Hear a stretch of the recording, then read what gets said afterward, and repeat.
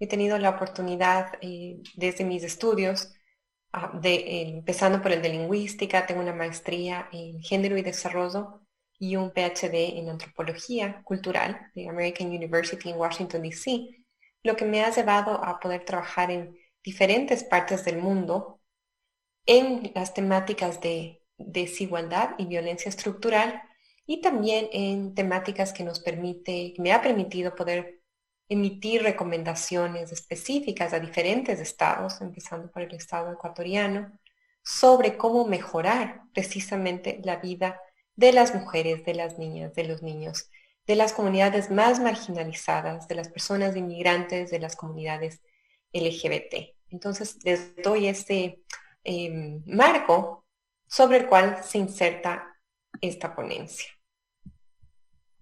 Como ustedes pueden ver en pantalla, les voy a hablar de lo que llamamos una mirada co-constitutiva. Brevemente, cómo actúan e interactúan las vulnerabilidades y los riesgos, porque algo que hemos visto, que he visto como investigadora y cientista social, es que las violencias que ya y las desigualdades que ya se encontraban en su lugar se han visto exacerbadas con la pandemia. Entonces tenemos, como ustedes ven en pantalla, un cruce de vulnerabilidades, en donde niñas, mujeres adultas mayores, mujeres indígenas, afrodescendientes, mujeres en situación de movilidad y refugio, mujeres con discapacidad, mujeres privadas de su libertad, mujeres trabajadoras en primera línea, mujeres en situación de calle, ven sus derechos vulnerados, con impactos específicos. Para poder mirar estas vulnerabilidades, hemos trazado con mis diferentes equipos de investigación lo que llamamos enfoques transversales. En este caso, el enfoque transversal son los derechos humanos y el género e interseccionalidad. Es decir, miramos cómo las identidades diversas de mujeres, en especial de situación de riesgo, tienen impactos diferenciados. Por ejemplo, impactos económicos, en salud, educación, vivienda, precarización del trabajo, sobrecarga de las tareas de cuidado y violencia. Y esto lo vemos a lo largo de los países, en este caso que yo voy a resaltar, como son Ecuador, Venezuela, Portugal. También mencionar mi reciente afiliación con el observatorio que dirige Pedro Pimentel en la Universidad de Coimbra para justamente unir fuerzas en el proyecto Together, que trabaja con poblaciones refugiadas en Europa y en este caso también en Ecuador. Cuando yo hablo de una mirada interseccional, miramos y nos preguntamos cuál es la situación de las niñas, por ejemplo, en Ecuador. Hemos visto un aumento de la violencia sexual y, como se pueden imaginar, también de la violencia cibernauta. Hemos visto mayores complicaciones para mantenerse en procesos de escolarización y esto va a subir la brecha que existe en educación en nuestras niñas jóvenes, no solamente en Ecuador, en todo el continente y en el mundo. En Ecuador, por ejemplo, en el sector rural, solo el 21.6% de los hogares tiene acceso a Internet y este acceso es menor para las mujeres. Vemos además menos matriculaciones de niñas que el año pasado, conforme lo reporta GECA, el periódico virtual, uno de los más importantes periódicos de investigación del Ecuador, con 1.922 matriculaciones menos de niñas. Cada día, 158 adolescentes de entre 15 y 19 años quedan embarazadas. Ecuador mantiene lamentablemente la tercera tasa de embarazo adolescente más alta de Latinoamérica. Miramos también cuál es la situación de las mujeres en situación de movilidad de refugio. El desempleo, trabajo informal, que ya estaba precarizado antes de la pandemia, se ha precarizado aún más, lo cual deviene en inseguridad alimentaria, inseguridad de vivienda, y esto conlleva a su vez a mayores riesgos de violencia y situaciones de trata que inhiben el acceso a los derechos humanos, movilidad social y por tanto el derecho a una vida con bienestar. También hemos visto en las últimas investigaciones, una de ellas que justamente mira el impacto de COVID en las comunidades refugiadas y migrantes venezolanas en Ecuador, LGBTI, precisamente para mirar cómo actúan estas intersecciones en los riesgos de violencia, por ejemplo, y encontramos que existe un aumento de xenofobia. Esta investigación fue posible gracias a la colaboración con Diálogo Diverso con fondos del Estado estadounidense de Migración. Miremos entonces estos ejes transversales y los impactos específicos que yo les mencionaba. ¿A qué nos referimos con la precarización del trabajo?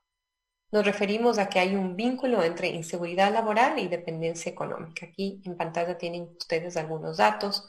Por ejemplo, las mujeres ocupan trabajos de mayor exposición al virus o en sectores muy afectados.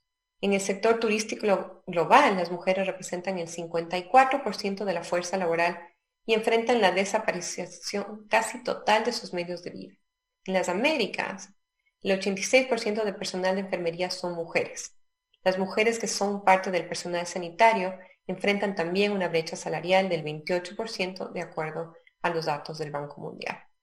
Si miramos al Ecuador, la situación crítica de trabajadoras remuneradas del hogar, de acuerdo a la última encuesta nacional, tenemos 31% aumento de sobrepeso, un 32% de aumento de problemas respiratorios. Es decir, los riesgos ya existentes por las desigualdades socioeconómicas nuevamente se acentúan. Miremos qué está pasando en Venezuela en relación con la precarización del trabajo y miramos que en Venezuela las mujeres son las grandes sostenedoras de la vida. El país está cruzado por redes solidarias de distribución de alimentos, bienes y servicios que están operadas fundamentalmente por mujeres.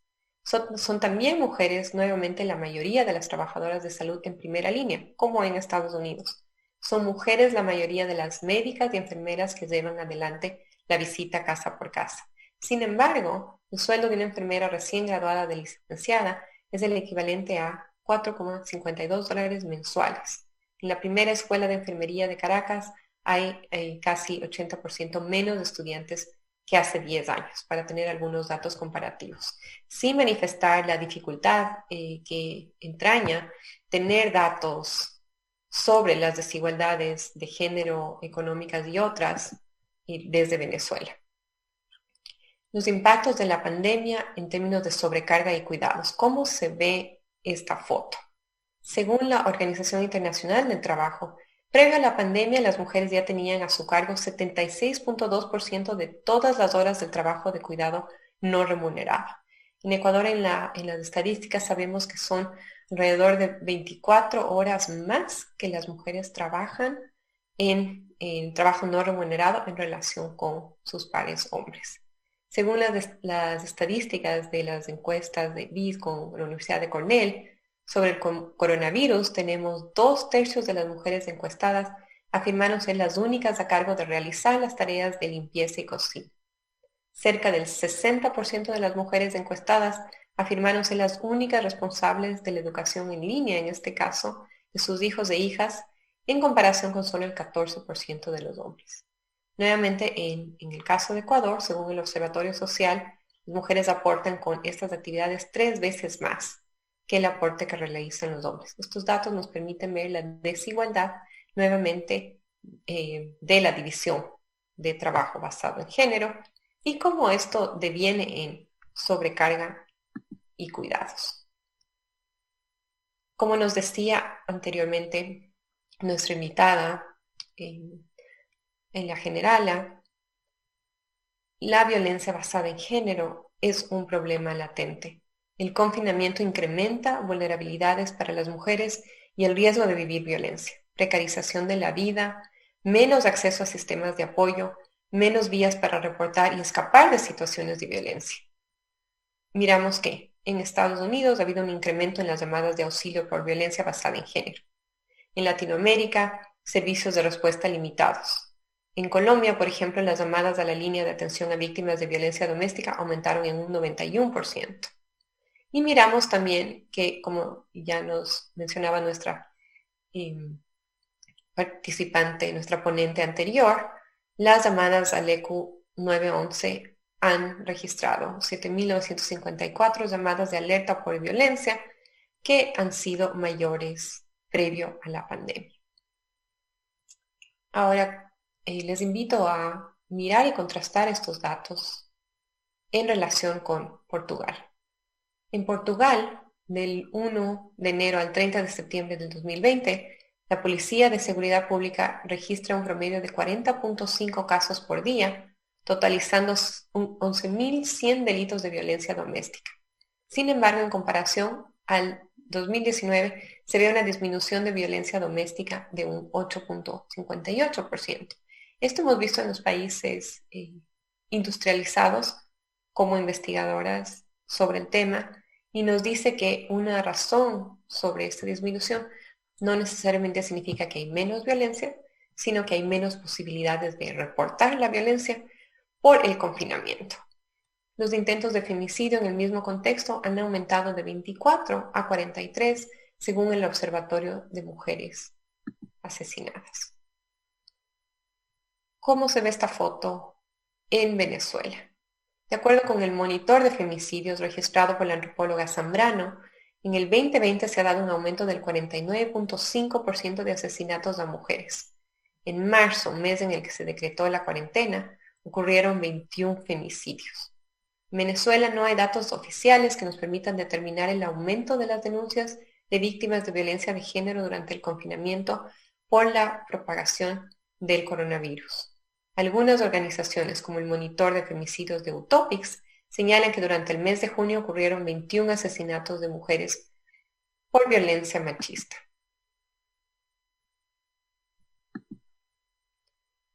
Para ir cerrando, consciente del tiempo, miramos que dentro de los datos que les he expuesto, de las variables, de los ejes transversales, la pandemia acentúa la discriminación y los riesgos preexistentes que impiden acceder a los derechos humanos.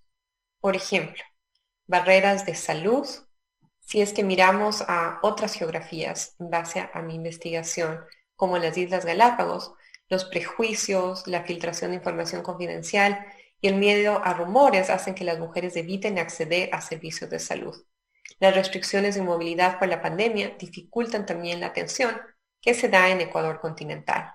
Si es que vamos al norte del continente por un momento, miramos que hay barreras de acceso a vivienda digna y hay una relación directa entre violencia basada en género, acceso a vivienda digna, identidad sexual y de género, idioma, estatus migratorio, maternidad, situaciones de violencia. Son variables combinadas que bloquean no solo el acceso, sino la permanencia, la calidad de vida de las mujeres dentro de las viviendas y de sus niños y niñas, sus familias, y la posibilidad de denuncia ante las ilegalidades cometidas por los y las arrendatarios.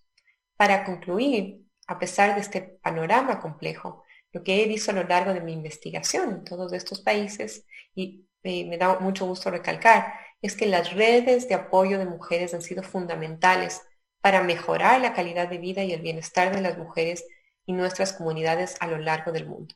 Por ejemplo, en mi trabajo en localidades como en Islas Galápagos, en Washington, D.C., en Estados Unidos, con la organización del Departamento Gender and Health Entre Amigas, organizaciones de mujeres para mujeres han venido trabajando incansablemente para proveer el bienestar como un derecho humano y de salud pública desde una perspectiva integral que considera a las mujeres como agentes de su propio cambio si se tienen las herramientas necesarias de una comunidad de apoyo.